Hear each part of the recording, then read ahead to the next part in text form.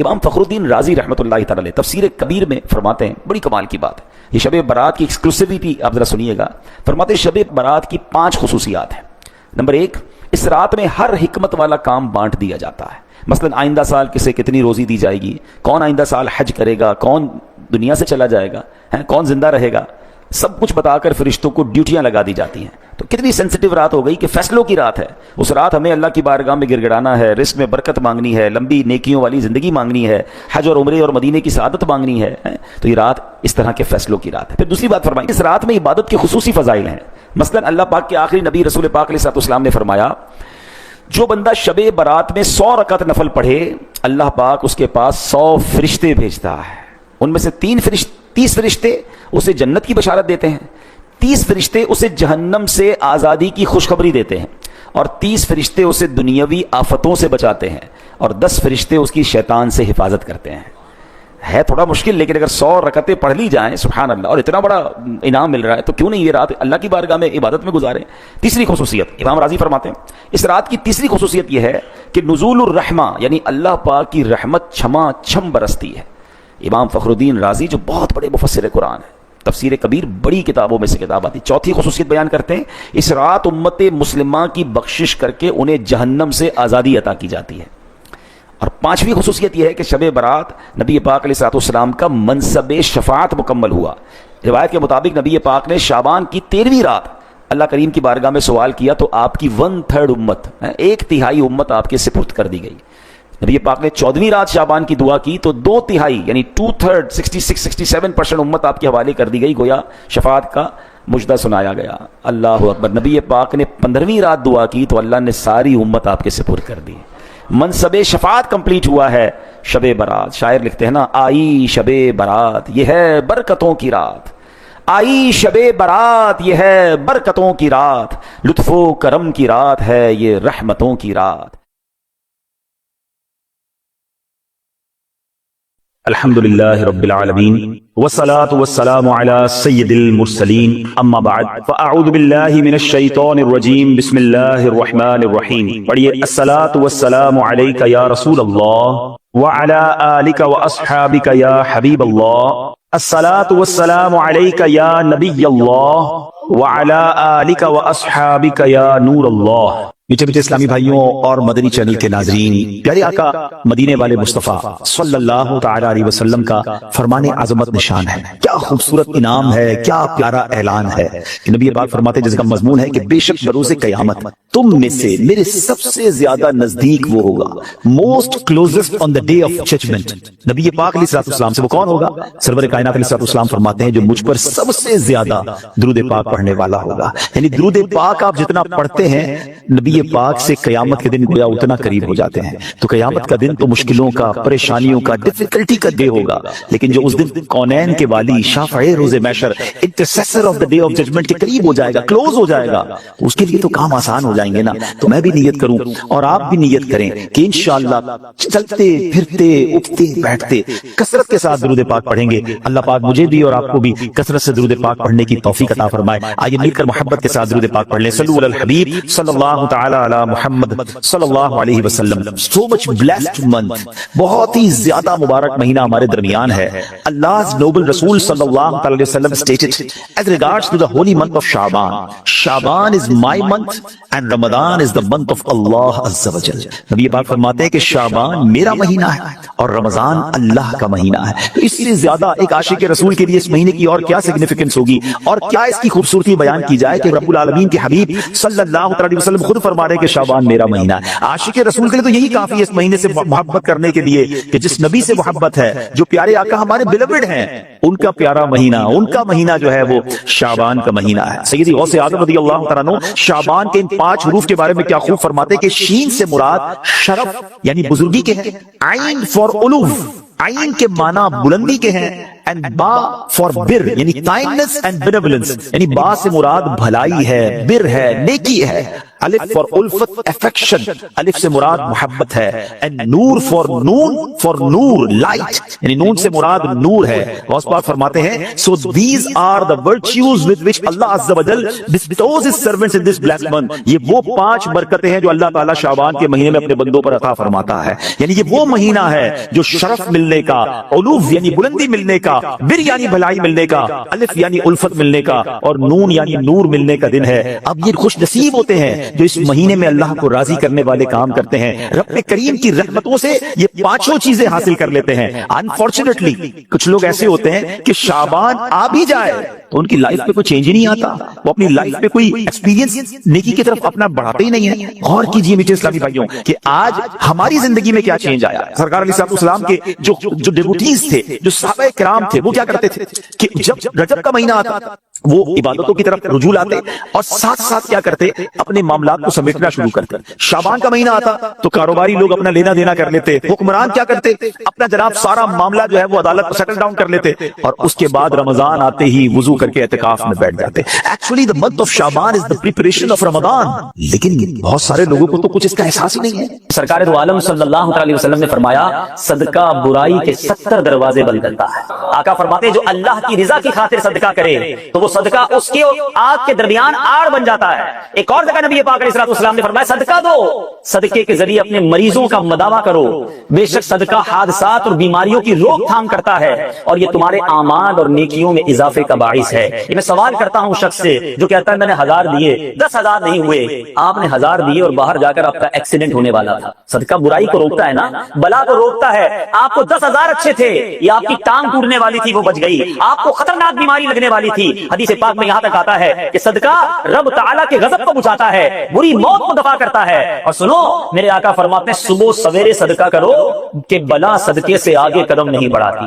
Intercept کر دیتا ہے, روک لیتا ہے, بیچ میں آ جاتا ہے صدقہ بلا کے درمیان. کیا معلوم میں نے آج اللہ کی راہ میں خرچ کیا اور باہر ایک بلا, ایک مصیبت, دکان میں ہی آگ لگنے والی تھی, گھر میں ہی آگ لگنے والی تھی, اللہ کے کرم سے صدقے سے وہ بلا ٹل گئی. یہ کتنا بڑا انعام ہے. تو میرے بیچ اسلامی بھائیوں, مدنی چینل کے ناظرین, ہمیشہ یاد رکھیں بلاؤں سے بچنا چاہتے ہیں, مصیبتوں سے بچنا چاہتے ہیں, اپنے مال میں برکت چاہتے ہیں, بری موت سے بچنا چاہتے ہیں, عمر میں اضافہ چاہتے ہیں, آپ صدقہ دینے کے عادی بن جائیے, اللہ کی راہ میں خرچ کرنے کے عادی بنیے. سیدنا اکرمہ رضی اللہ تعالیٰ عنہ فرماتے ہیں کہ ایک ملک کا بادشاہ بہت ظالم اور کنجوس تھا, بڑا ظالم بادشاہ, اور ایسا عجیب و غریب کنجوس کہ اس نے اعلان کر دیا کہ میرے ملک میں اگر کسی نے مسکین یا فقیر کو صدقہ کیا تو اس کے کوئی غریب کی مدد نہ کرے, اگر ایسا کوئی کرے گا تو میں اس کے ہاتھ کاٹ دوں گا.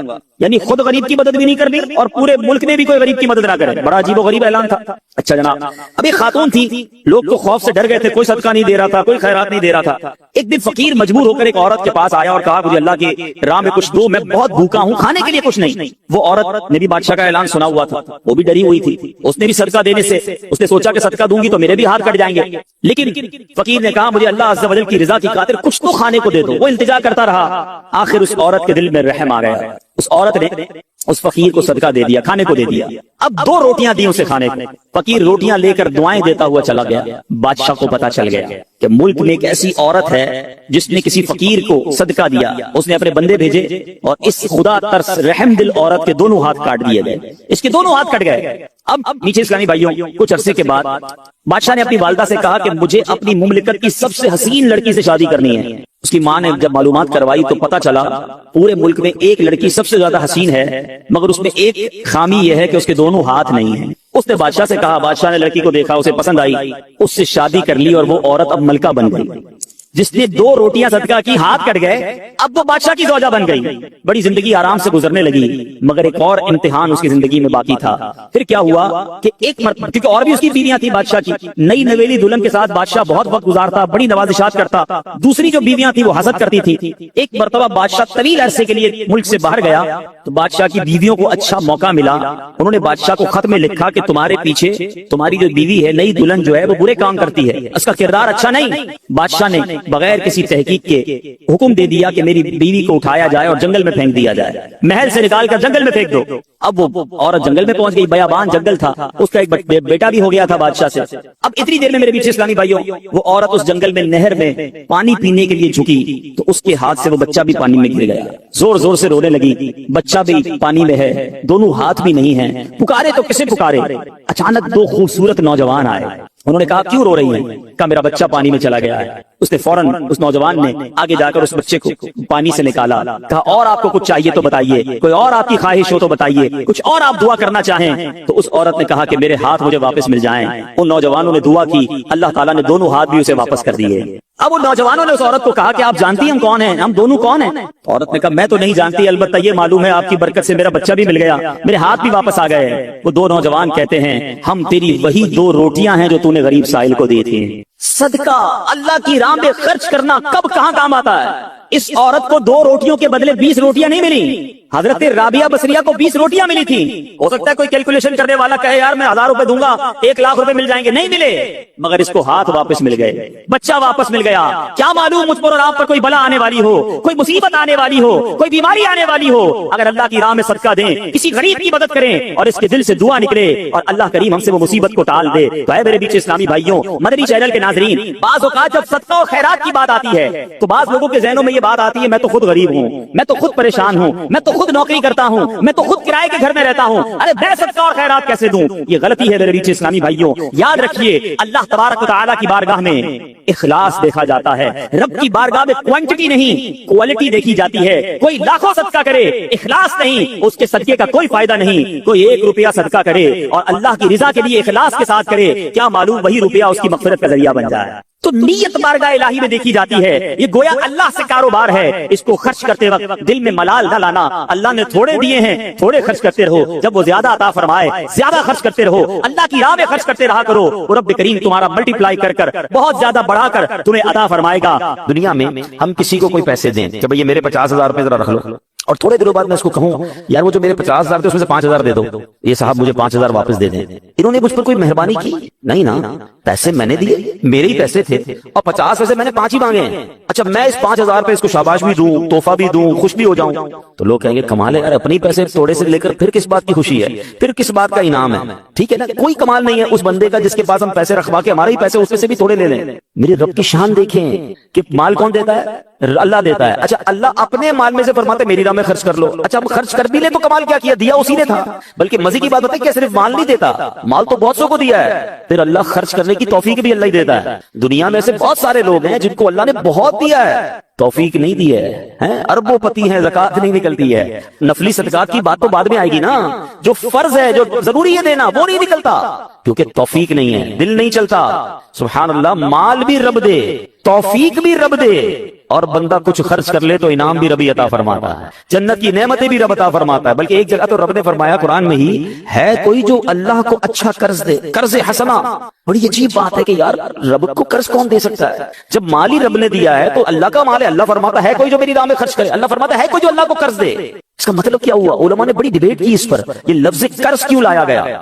تو اس کے پیچھے علماء نے جو ریزن بیان کیا کہ دنیا میں جب آپ کسی کو تحفہ دیتے ہیں نا تو واپسی کی امید نہیں ہوتی اور رکھنی بھی نہیں چاہیے۔ تحفے کا مطلب تو آپ نے دے دیا نا، گفٹ ہے۔ کچھ لوگ تو تحفہ دے کر بھی امید رکھ رہے ہوتے ہیں، آج میں نے دیا دیکھو کل کیا دے گا۔ تحفہ بھی غرض کے ساتھ، تحفہ بھی کنڈیشن کے ساتھ، تحفہ کنڈیشن کے ساتھ نہیں ہوتا۔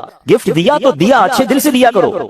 تو لیکن جب آپ قرض دیتے ہیں نا تو آپ کو پتا ہوتا ہے یہ واپس آنا، جبھی تو قرض ہے۔ آپ تو کنڈیشن بھی لگاتے ہیں، چیک بھی کرتے ہیں کس کو دے رہا ہوں، واپس دے گا نہیں دے گا۔ اللہ اکبر فرمایا، جو رب نے قرآن میں فرمایا نا ہے کوئی جو اللہ کو اچھا قرض دے اور اللہ اس کو پھر بڑھا کے لوٹائے گا، تو اس کا مطلب یہ ہے کہ دینے والا اللہ کی راہ میں یقین رکھے کہ جو میں دے رہا ہوں یہ مجھے ضرور واپس ملے گا، اور جتنا دیا اتنا نہیں ملے گا، اللہ اپنے کرم سے اس کو بڑھا کر واپس لوٹائے گا۔ Please try to understand that we are in the mid of Shaban right now. Half of Shaban already gone. But آدھا شعبان تو پہلے چلا گیا ہے، اب آدھا ہی تو رہ گیا ہے جس میں برکتیں لوٹنی ہیں اور جس میں اللہ کریم کی رحمتیں ہم سب نے حاصل کرنی ہیں۔ مزید سنتے ہیں انشاءاللہ کہ شعبان المعظم کی کیا خوبصورت فضائل ہیں اور نبی پاک علیہ الصلوۃ والسلام کا اس میں ایٹیٹیوڈ کیا تھا، پیارے آقا کا اس میں انداز کیا تھا۔ نبی پاک کا سب سے زیادہ پسندیدہ مہینہ بی بی عائشہ فرماتی ہیں شعبان کا ہے، میرے آقا اس میں روزے رکھتے رکھتے رکھتے اس کو رمضان سے ملا دیتے۔ اللہ اکبر، اللہ کے حبیب علیہ الصلوۃ والسلام اتنے روزے رکھتے، اچھا یہ کیوں رکھتے تھے؟ What is the reason behind this؟ ذرا یہ بھی سن لیجئے کہ نبی پاک علیہ الصلوۃ والسلام ہماری تعلیم کے لیے کیا شاندار جملہ ارشاد فرماتے ہیں سیدنا اسامہ بن زید رضی اللہ تعالی عنہ said,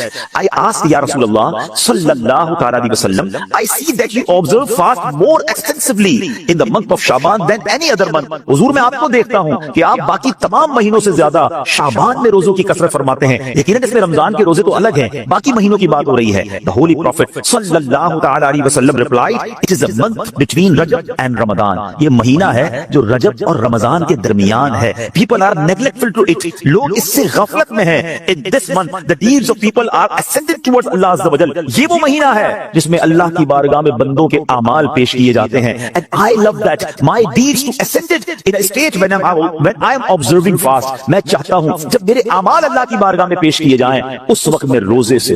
اب ذرا سوچیے پیچھے اسلامی بھائیوں, اللہ کے حبیب علیہ الصلوۃ والسلام جن کے صدقے میری اور آپ کی مغفرت ہونی ہے. ہم پڑھتے ہیں نا تیرے صدقے میں آقا سارے جہان کو دین ملا, آقا کے صدقے تو ایمان ملا ہے. مگر یہ ہماری تعلیم ہے کہ نبی پاک فرماتے ہیں کہ میری خواہش یہ ہے کہ جب میرے اعمال اللہ کی بارگاہ میں پیش ہوں تو میں روزے سے. اب یہ سکھا رہے ہیں ہمیں, بتا رہے ہیں کہ دیکھو اعمال پیش ہونے کی رات ہے. اس رات بندوں کے اعمال اللہ کی بارگاہ میں پیش ہوتے ہیں. میں پوچھنا چاہتا ہوں اسلامی بھائیوں سے, ہم سب کو پتا ہے ہمارے اعمال میں کیا ہے, کتنی خطائیں ہیں, کتنی بے شرمیاں ہیں, کتنے جرم ہیں. کیا ہمیں کچھ آج شرم آ رہی؟ کیا یہ فیلنگز ہیں کہ یا اللہ کچھ بھی نہیں ہے, آج ہمارے اعمال تیرے دربار میں آ رہے ہیں, ہم جانتے ہیں اس میں اپنے کالے کرتی ہیں اپنے نامہ اعمال, کچھ نہیں مالک تیری بارگاہ میں پیش کرنے کو. اور میرے قریب ہم پہلے سے اس بات کا اقرار کرتے ہیں کہ ہم امتحان میں فیل ہیں, وی آر لاسٹ یا اللہ عز و جل. مگر مالک آج مغفرت کی رات ہے, آج رحمت کی رات ہے. اگر تیری رحمت صرف اچھوں پر برستی رہی تو ہم کدھر جائیں گے؟ آج گڑگڑانا ہے میرے پیچھے اسلامی بھائی. آج کی رات وہ رات ہے, روایتوں میں مضمون ملتا ہے کہ آج آسمان دنیا سے یہ ندا دی جاتی ہے کہ ہے کوئی مانگنے والا کہ اس کی مراد پوری کی جائے, ہے کوئی مغفرت کا طلبگار کہ اس کی مغفرت کر دی جائے, ہے کوئی توبہ کرنے والا کہ اس کی توبہ قبول کی جائے. آج تو اعلان ہو رہا ہے نا, لیکن کیا ہم اس کیفیت میں ہیں؟ کیا ہم اللہ کی بارگاہ میں اس طرح گڑگڑا رہے ہیں کہ مولا بس آج معاف کر دیجیے؟ ورنہ حالت تو یہ ہے, وہ پنجابی شاعر لکھتے ہیں نا, جے میں ویکھا عملہ ملے کچھ نہیں میرے پہ, کچھ ہے نہیں, ایوریتھنگ لاسٹ. ہم نے ساری زندگی بیکار کاموں میں تو گزاری, نیکیاں کی تو اس میں اخلاص نہیں, ریاکاری. جے نے ویکھا عملہ ملے کچھ نہیں میرے پلے, پر جے ویکھا میں رحمت رب دی بلے بلے بلے. اس رات کا احادیث میں کس انداز سے ذکر ہوا؟ The mother of believer سیدتنا عائشہ صدیقہ رضی اللہ تعالی عنہا stated, I heard that Holy Prophet صلی اللہ علیہ وسلم saying, Allah Azza wa Jalla opens the portal of mercy in 4 nights. بی بی عائشہ کہتی ہے میں نے نبی پاک علیہ السلام سے سنا ہے کہ اللہ اپنی رحمتوں کے دروازے, رحمتوں کی جو برسات ہے وہ ان 4 راتوں میں برساتا ہے. مضمون حدیث ہے. نمبر 1 the night of عید الاضحیٰ, وہ رات جو عید الاضحیٰ سے پہلے آتی ہے. نمبر 2 the night of عید الفطر, جس کو چاند رات ہم کہتے ہیں. رمضان کے بعد جو رات آتی ہے صبح عید ہوتی ہے. یہاں میں عرض کرتا چلوں کہ وہ رات بھی تو کچھ دنوں میں آئے گی, مگر اس رات کیا ہوتا ہے؟ طوفان بدتمیزی ہوتا ہے. یہ رحمت کی رات ہے, یہ مغفرت کی رات ہے. نمبر 3 بی بی Aisha said that 15th night of Shaban, as in this night the names of those destined to die this year. 15 شعبان کی رات, اور اس رات اس سال مرنے والوں کے نام بھی لکھے جاتے ہیں. Provision of sustenance of people and the names of those who shall perform Hajj that year are inscribed. آپ فرماتی کہ نبی پاک نے فرمایا اس رات اس سال میں کس کو کتنا رزق دیا جائے گا یہ بھی شب برات لکھا جاتا ہے, اور اس سال کون کون حج کرے گا یہ نام بھی شب برات لکھے جاتے ہیں. اتنی نازک رات. The 4th night, night of Arafah, the night between the 8th and 9th of Dhul Hijjah until the azan of Fajr. 8 اور 9 ذو الحجہ کی درمیان کی رات, یہ چوتھی رات ہے جو رحمتوں کے دروازے کھول دیے جاتے ہیں, اور یہ عرفہ کی رات کہلاتی ہے. Dear Islamic brothers, how critical the 15th night of Shaban al-Mu'azzam is. کتنی نازک رات ہے. No one knows what will be predestined for him. Sometimes a person is heedlessly busy in these activities while mishaps are destined for him. لوگ غفلت میں ہوتے ہیں, انہیں پتہ ہی نہیں ہوتا کہ ان کے بارے میں کیا لکھا جا رہا ہے. ذرا غور کیجئے, it is stated in Hunyat al-Talibin, یہ وہ کتاب ہے جو سیدی غوث اعظم رضی اللہ تعالیٰ سے منسوب ہے. غوث پاک تحریر فرماتے ہیں, the shrouds of many people are washed and prepared but they are busy wandering around in the markets. Ghaus Pak کہتے ہیں کچھ کفن دھل کر تیار ہوتے ہیں مگر اس کو پہننے والے بازاروں میں گھوم رہے ہوتے ہیں. آپ فرماتے ہیں there are many people whose graves have been dug and ready but they are busy enjoying themselves. فرماتے کچھ لوگوں کی قبر کے گھڑے خودے تیار ہوتے ہیں مگر وہ گھوم رہے ہوتے ہیں، وہ بازار میں مزاق مستی اور جناب گناہوں میں مصروف ہوتے ہیں۔ ایک بات میں آپ کو بس اس جملے کے تحت بتاؤں، پہلے بات پوری کر لوں پھر میں آپ کو پریکٹیکلی بھی سمجھاؤں گا۔ آپ فرماتے ہیں number of people are busy laughing although the final moment of their death is approaching۔ کچھ لوگ ہنسی مذاق کر رہے ہوتے ہیں مگر موت کا وقت قریب آ گیا ہوتا ہے۔ فرماتے ہیں the construction of many houses is about to complete but at the same time the lifetime of the owners is also about to complete۔ فرماتے ہیں کچھ گھر بالکل بن کر تیار ہو گئے ہوتے ہیں مگر مکین جو اس گھر میں رہنے کے لیے آنا چاہتا ہے اس کا آخری وقت بھی آ گیا، اس کی قبر بھی تیار ہو چکی۔ اب ذرا اس کو پریکٹیکلی سمجھیے، آج جب قبرستان جاتے ہیں کچھ قبریں تیار ملتی ہیں نا، صحیح بات بتاؤں پریکٹیکل، جو قبریں کھودی ہوئی ہیں نا، جتنی بھی کھودی ہوئی ہیں وہ زندہ ہے اس میں، ہاں تھوڑی دیر بعد مرنا ہے انہوں نے اور پھر اس قبر میں آ جانا ہے۔ کفن کی دکان پر جب کبھی جائے نا تو وہ کفن وہ طے کر رہا ہوتا ہے، پلاسٹک میں ڈال رہا ہوتا ہے، ایکچولی جس کا کفن طے کر رہا ہے نا وہ اس کو زندہ ہے، تھوڑی دیر بعد اس نے مرنا ہے۔ یہ کفن خریدنے کوئی آئے گا دکان سے، اس کو کفن پہنایا جائے گا، اور جو قبر تھوڑی دیر پہلے گورکن نے یا ایک دن پہلے کھودی تھی یہ اس کے لیے کھودی تھی جو زندہ ہے۔ تو مجھے اور آپ کو پتا نہیں ہے کہ ہماری قبر خودی بھی کہیں ریڈی تو نہیں ہے، کہیں کفن طے تو نہیں ہو رہا۔ آگاہ اپنی موت سے کوئی بشر نہیں، سامان 100 برس کا ہے، بلکہ خبر address Islamic brothers, this is a very crucial night, بہت زیادہ نازک رات ہے۔ اس رات کتنی مغفرت ہوگی، کتنے لوگ بخشے جائیں گے۔ سیدنا عائشہ صدیقہ رضی اللہ تعالیٰ عنہ has reported that the holy prophet sallallahu alaihi wasallam said, Jibreel alayhi salam came to me and said, this is the 15th night of Shaban, Allah azza wa jalla frees as many people from the hell as the number of the hairs on the goats of the tribe of Kalb۔ پیارے آقا فرماتے ہیں جبریل امین میرے پاس آئے اور آ کر عرض کی کہ حضور آج 15 شعبان کی رات ہے، اللہ تعالیٰ اتنے لوگوں کو جہنم سے آزاد فرمائے گا جتنے قبیلہ بنی کلب کی بکریوں کے بالوں کی تعداد ہے۔ What is the meaning of that؟ میں اور آپ تو اپنے سر کے بال کاؤنٹ نہیں کر سکتے، ایک گوٹ کے، ہم ایک بکری کے بال کاؤنٹ نہیں کر سکتے۔ قبیلہ بنی کلب تو سب سے زیادہ بکریاں پالا کرتا تھا۔ It means millions, billions لوگ آج کی رات بخشے جائیں گے، مگر but he does not cast merciful sight at an infidel۔ اس رات بھی کچھ لوگ ایسے جن پر اللہ تعالیٰ نظر رحمت نہیں فرمائے گا، infidel مشرک پر نظر رحمت نہیں فرمائے گا۔ malicious person, one who cuts off family ties, the one who dangles his clothes, a person who disobeys his parents, and a person who is habitual of drinking wine۔ حدیث کا مضمون کیا بنا کہ شرک کرنے والے اس رات کو نہیں بخشے جائیں گے۔ پھر فرمایا جو احادیث کا مجموعہ ہے، ماں باپ کو ستانے والا، ماں باپ کا نافرمان، disobeyed of parents، نہیں بخشا جائے گا۔ شراب پینے والا، habitual of drinking wine، شراب کا عادی، نہیں بخشا جائے گا۔ خدا را ان چیزوں سے توبہ کرو۔ اب وائن، شراب اب تو پارٹیز میں کولڈ ڈرنک کی طرح پی جا رہی ہے، اس کو کوئی جرم سمجھتا ہی نہیں ہے۔ ٹرائی ٹو انڈرسٹینڈ یہ کتنا بڑا سن ہے، یہ کتنا بڑا گناہ ہے کہ جس رات کروڑوں اربوں لوگ بخشے جا رہے ہیں، شرابی نہیں بخشا جا رہا۔ توبہ کر لیجیے، چھوڑ دیجیے ان بری عادتوں کو، ڈرگس کو چھوڑ دیجیے پلیز۔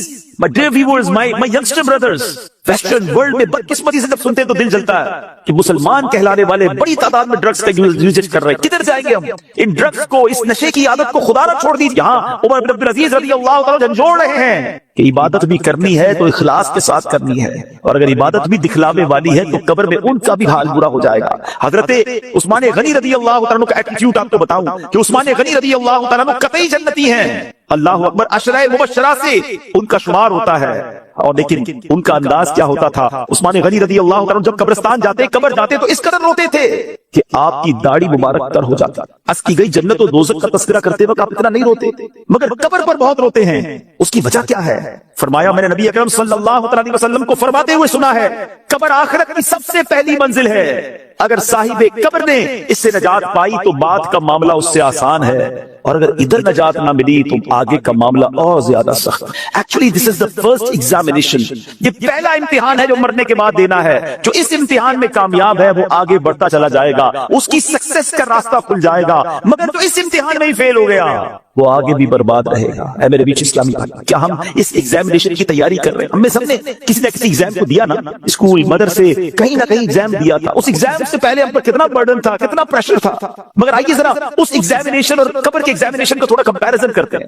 دنیا کے ایگزام کی ڈیٹ پہلے سے پتا ہوتی ہے، فلاں منتھ کی فلاں تاریخ کو امتحان ہوگا، that's why we prepare for that, ہم اس کے لیے تیاری کرتے ہیں، ٹھیک ہے۔ سیکنڈ، اس پیپر کو جب ہم دیتے ہیں اگر فیل ہو جائے تو اس کو ریپیٹ دینے کا موقع ملتا ہے، سپلیمنٹری پیپرز ہوتے ہیں, یا زیادہ سے زیادہ یہ ہوتا ہے کہ بھائی ایک سال آپ کا فیل ہو گیا, آپ دوبارہ اس کلاس میں پڑھیں گے, دیٹس اٹ, اور تو کچھ نہیں ہوتا. تیسرا, اس ایگزامینیشن کا جو ریزلٹ ہے وہ فیو منتھس کے بعد یا فیو ڈیز کے بعد اناؤنس ہوتا ہے. ٹھیک ہے, یہ تین چیزیں ذہن میں رکھیے گا.